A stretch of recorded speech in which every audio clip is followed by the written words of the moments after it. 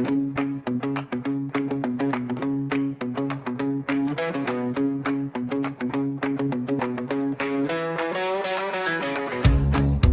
dans le podcast des traileuses et trailers ambitieuses et ambitieux qui veulent durer. Ici, on ne parle pas de coup d'éclat, on parle de trajectoire. Je m'appelle Raphaël, concepteur de la progression durable en trail. Et si tu veux arrêter d'improviser ta prépa, écoute, tu es au bon endroit. Allez, sans plus attendre, je te lance l'épisode du jour. Attention, 3, 2, 1, c'est parti. Salut les amis, bienvenue dans cet épisode où on va parler de l'ultra et de trail long évidemment, mais pas de l'ultra comme tu l'entends habituellement. Non, je vais te démontrer, si je peux te expliquer comme ça, pourquoi cette vision du défi extrême qu'est l'ultra est complètement erronée et pourquoi, si tu veux réussir à long terme, les amis, on ne voit pas dans 6 mois, non, à long terme, l'ultra c'est avant tout une trajectoire. Tu sais que beaucoup de coureurs s'engagent dans l'ultra en pensant que c'est un test de leur endurance maximale. Tu vois, et c'est normal, moi aussi, au début, je me suis dit, tiens, si j'arrive à faire ça, c'est clairement un test. Et effectivement, ça peut être un test. Mais en réalité, l'ultra, ce n'est pas un défi. Je vais parler français, tu vois. Il n'est pas une course qu'on fait une seule fois pour voir jusqu'où on peut aller. L'ultra, et c'est le titre certainement de cet épisode, je ne l'ai pas encore choisi, c'est une trajectoire. Une course qui se prépare sur le long terme avec méthode, patience, les amis, patience et régularité. Et c'est ce que je vais t'expliquer aujourd'hui. Alors quand on parle d'ultra, même de trail long, tout le monde pense à la performance de l'extrême généralement. C'est souvent présenté comme le défi ultime, une course qui pousse à l'extrême, une épreuve de force mentale parce que c'en est une aussi, et évidemment physique, où il faut tout donner et tout sacrifier. Mais si tu me suis depuis un petit moment, tu sais que y a quelque chose de simple à te dire et que je dis très souvent. L'ultra, ce n'est pas un défi. Et ce que je dis moins souvent, et je vais commencer à le dire maintenant, l'ultra, c'est une trajectoire.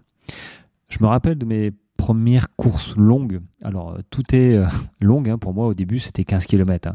Et puis, petit à petit, ça a augmenté normalement, sans coup férir, j'ai envie de dire. Ça s'est fait vraiment naturellement. Mais c'est vrai qu'à l'époque, l'ultra était une performance ponctuelle, un test. Je pensais qu'il fallait absolument se surpasser chaque fois, me surpasser chaque fois en fait. Mais plus je faisais comme ça des courses longues, voire très longues, plus j'ai réalisé que c'est mon entraînement structuré sur des mois et des années, les amis, des années, pas 6 mois, pas 3 mois, pas 1 an, des années qui fait toute la différence, pas la performance du jour. Alors l'ultra, je reprends mon souffle, c'est un travail de fond. Évidemment, tu le sais, tu t'en doutes, je le dis assez souvent, ce n'est pas une course que tu te jettes comme ça dans une prépa. Au contraire, encore qu'il y en a qui se jettent dans cette prépa en se disant allez, yallah, j'y vais, je donne tout ce que j'ai, ça va passer. C'est pas mon trip, c'est pas ce que je souhaite pour moi et pour d'autres. Après, chacun voit midi à sa porte, mais à mon sens, c'est un engagement sur le long terme. Les meilleurs ultra-trailers, ceux qui terminent... alors, quand je dis les meilleurs ultra-trailers, j'entends pas un point de vue performance. J'entends un point de vue régularité et satisfaction personnelle aussi. Ces meilleurs ultra-trailers dont je fais partie, parce que je me considère un meilleur ultra-trailer dans ces conditions-là, qu'on termine des 100, des 150, des 200, des 300 avec succès.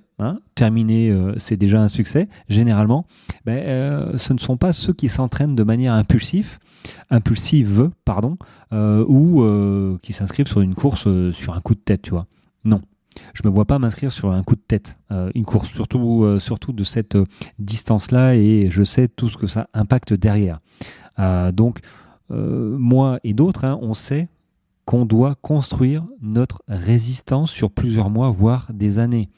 C'est pas de la magie, c'est pas de l'impulsivité, non, c'est réellement une méthode qui se fait pendant plusieurs années, plusieurs mois, plusieurs années, et on affine petit à petit. Alors je parle d'une préparation progressive, structurée, en cycle de travail, hein, j'en parle suffisamment, qui vont des charges d'entraînement faibles au début pour arriver à une intensité élevée lorsque ton corps, lui, est prêt.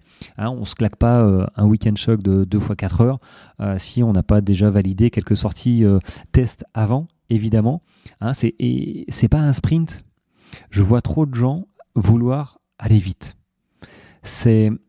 Alors j'aime bien l'analogie, mais c'est un marathon de préparation. Un marathon, dans l'idée, un marathon, on sait que c'est une prépa longue. Les gens, ils savent que quand ils s'inscrivent pour un marathon, ça va être difficile, ça va être long. Mais quand ils s'inscrivent sur un ultra, j'ai l'impression que limite, c'est moins difficile qu'un marathon. Alors, j'aime bien l'analogie, toi, c'est pas un sprint, c'est un marathon de préparation. Comme si, ça passait mieux. J'espère que ça passe mieux, si jamais tu as un doute là-dessus. Imagine que tu veuilles courir, 100 km. Beaucoup pensent qu'il suffit de courir de longues distances chaque semaine, chaque week-end, toi. Mais ça, bim, c'est une grosse erreur. Tu dois d'abord bâtir l'essentiel qui est ta base aérobie. Tu commences avec des distances faibles, modérées, si je peux dire ça comme ça. Hein. Tu augmentes progressivement la fréquence. Et quand je parle de distance, c'est juste une conséquence. Hein. Moi, je parle en termes de temps.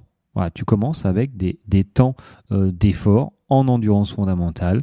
Et puis après, tu varies petit à petit. Tu augmentes progressivement la fréquence. Tu inclus des semaines de récup. Et tu travailles sur la nutrition et la gestion de la fatigue. C'est ce que j'appelle, moi, une trajectoire. Le problème de tout ce que je viens de dire, c'est que tout le monde sait qu'il faut augmenter progressivement la fréquence, la récup, tout le monde sait qu'il faut le faire. La nutrition, on en parle, la gestion de la fatigue. Tout ça, tout le monde le sait. C'est comme un peu le renfort musculaire. Tout le monde le sait, mais on a du mal à le faire. Et du coup, ce qui arrive souvent, ce que beaucoup de personnes font, c'est qu'ils improvisent. Ils s'engagent dans une course, pensent qu'ils peuvent tout donner sur un coup de tête, mais ils n'ont pas la structure derrière. Sans cadre, sans méthode, l'improvisation mène souvent à des blessures, à une mauvaise gestion de l'effort, et peut-être même, j'ai le mot burn-out qui me vient en tête, mais un burn-out mental, ou voire peut-être même fracture de fatigue. Ça, c'est vraiment une blessure qui est insidieuse, mais qui est clairement une conséquence d'une mauvaise gestion de charge d'entraînement ou à un moment où tu as trop tiré sur la corde.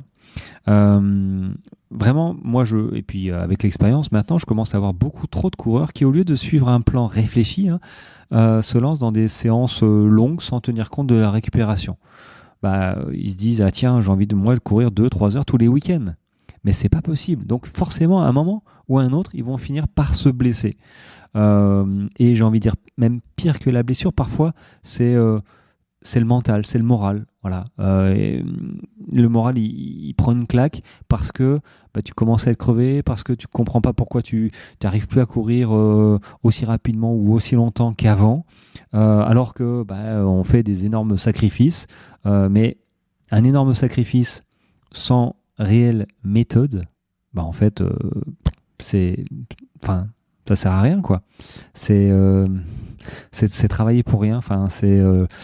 C'est un sacrifice pour rien. C'est ça le problème. Et je le vois souvent. Et dans toutes les questions qu'on me pose, il y en a quelques-uns. Je sais que ça va pas bien se passer. Alors moi, je réponds à tout le monde. Enfin, du moins, j'essaye de répondre à tout le monde.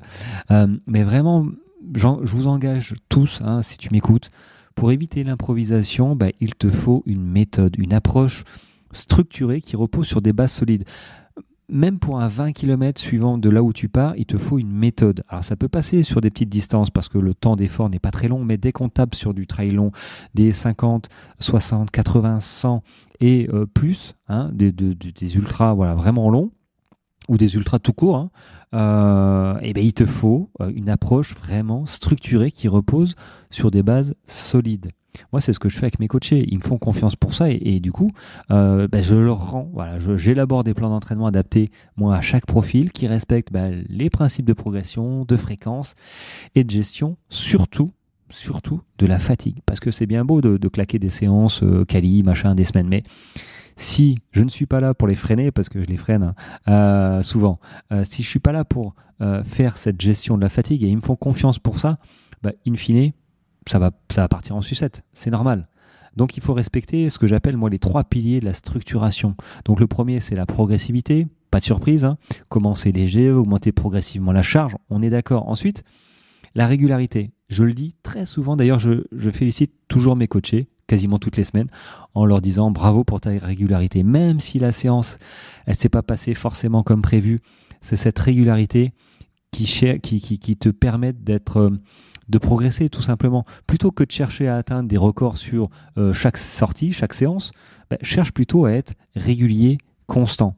Et le troisième pilier d'une bonne structuration à mon sens, celle que j'applique, c'est la récupération. J'en ai parlé juste avant. Ne jamais sous-estimer l'importance du repos et de la gestion des charges d'entraînement. Et ça, c'est compliqué de gérer ça si finalement tu ne mesures pas tout ce que tu fais. Tu cours un petit peu, j'ai envie de dire, à l'instinct, à l'envie, au ressenti. Ça marche pas. Ça ne peut pas marcher si tu commences à te projeter sur des courses où tu vas y passer des dizaines d'heures, voire même 50, 60 km. Tu vas pas y passer des dizaines d'heures forcément, mais juste y passer 6 heures, 8 heures, 10 heures. Non, ça peut passer une fois, mais là, moi, je te parle de trajectoire. Je te parle de temps, en fait. Moi, ce que j'aime, c'est courir quand j'en ai envie, le plus souvent possible, et sans me blesser. Donc moi, je m'imagine dans 5 ans, dans 10 ans, continuer à courir, à faire des ultras, et pas me blesser le lendemain d'un ultra en me disant « Ouh, c'est super, j'ai fait mon ultra, mais si je peux plus courir pendant 6 mois parce que j'ai une fracture de fatigue, en fait, ça me convient pas, c'est pas ça que j'ai envie de faire. » Donc vraiment, si tu veux réussir sur la durée, il ne s'agit pas de voir ta prochaine grosse course, un trail long ultra comme un seul événement. Vraiment, vois ça comme un chemin. C'est un travail de plusieurs mois, plusieurs années. L'ultra, ça se prépare pas en 12 semaines, comme j'ai pu voir sur des magazines, tu vois. Encore que c'était des gens... Il y avait quand même un prérequis pour se préparer un ultra en 12 semaines. 12 semaines, c'est quoi ? C'est 3 mois. Il y a ultra. Après, il y a des ultras. On parle d'ultra à partir de 80 km. Généralement, moi j'aime bien passer une nuit, tu vois, pour parler d'ultra. Voilà, c'est une ambiance, tu vois. Mais tu dois penser à la durée, à la structuration et à la méthode. Donc si tu veux commencer à structurer, j'ai envie de dire ta propre trajectoire, parce que chacun est différent, et arrêter de te jeter dans peut-être l'accumulation de courses, tu vois, peut-être sans préparation. En fait, si tu mets trop de courses, tu peux pas toutes les préparer correctement. Alors est-ce que tes courses te servent de préparation ? Peut-être, mais alors là, il faut être très clair là-dessus. Si tu n'es pas clair vis-à-vis de ça, personnellement, que tu ne gères pas tes priorités, je peux t'assurer que ça passera pas forcément très très bien. Donc vraiment, voilà, si tu veux commencer à structurer ta propre trajectoire, ta propre évolution, écoute, moi je t'invite à me faire confiance sur un coaching structuré, parce que c'est là que le travail va réellement commencer, tout simplement. Donc c'est un petit appel à l'action, subtil, j'ai envie de dire, ou pas, suivant comment tu le sens, mais vraiment, réellement, si tu es motivé, je pense que je vais t'apporter tous les bénéfices pour créer ta propre trajectoire, modeler ta trajectoire pour que tu arrives là où tu as envie d'arriver. Donc merci les amis d'avoir écouté cet épisode, c'est le numéro, je sais plus combien, 600...